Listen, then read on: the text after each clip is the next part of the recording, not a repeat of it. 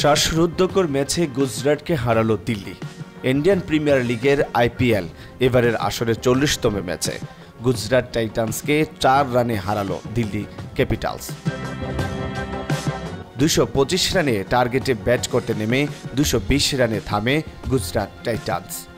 বুধবার দিল্লির অরুণ জেটলি স্টেডিয়ামে এর আগে ব্যাট করতে নেমে নির্ধারিত ২০ ওভারে ৪ উইকেটে ২২৪ রানের সংগ্রহ পায় দিল্লি ক্যাপিটালস।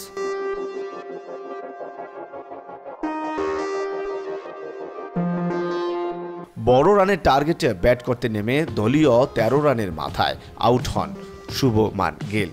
এরপর ঋদ্ধিমান সাহা ও সাই দর্শন গুজরাটের রানের চাকা সচল রাখেন। দলীয় ৯৫ রানের মাথায় ব্যক্তিগত ৩৯ রানে কুলদীপের বলে আউট হন ঋদ্ধিমান সাহা। এর ২ বল পরে আকসার প্যাটেলের বলে আউট হন আজমতুল্লাহ উমরজাই।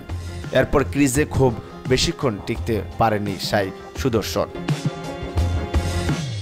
দলীয় ১২১ রানের মাথায় ব্যক্তিগত দলীয় সর্বোচ্চ ৬৫ রানে আউট হন তিনি। ইনিংসটি ৭টি ৪ ও ২টি ছক্কায় সাজান তিনি। এরপর দলের হাল ধরেন মারকুটে ব্যাটারে ডেভিড মিলার।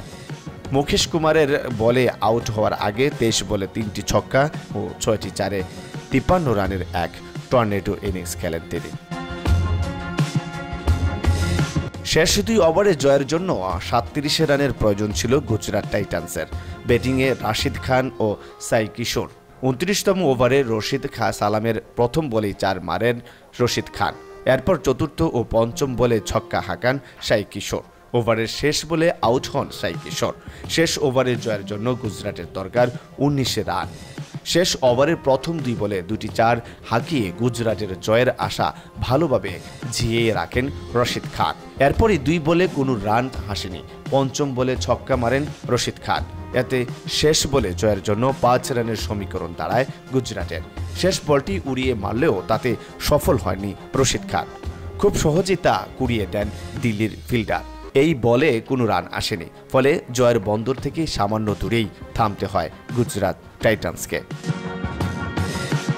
এর আগে ব্যাট করতে নেমে নির্ধারিত ২০ ওভারে ৪ উইকেটে ২২৪ রানের সংগ্রহ পায় দিল্লি। ব্যাট হাতে ২০৪ স্ট্রাইক রেটে ৪৩ বলে ৮৮ রানের এক ঝোড়ো ইনিংস খেলেন ঋষভ পান্ত।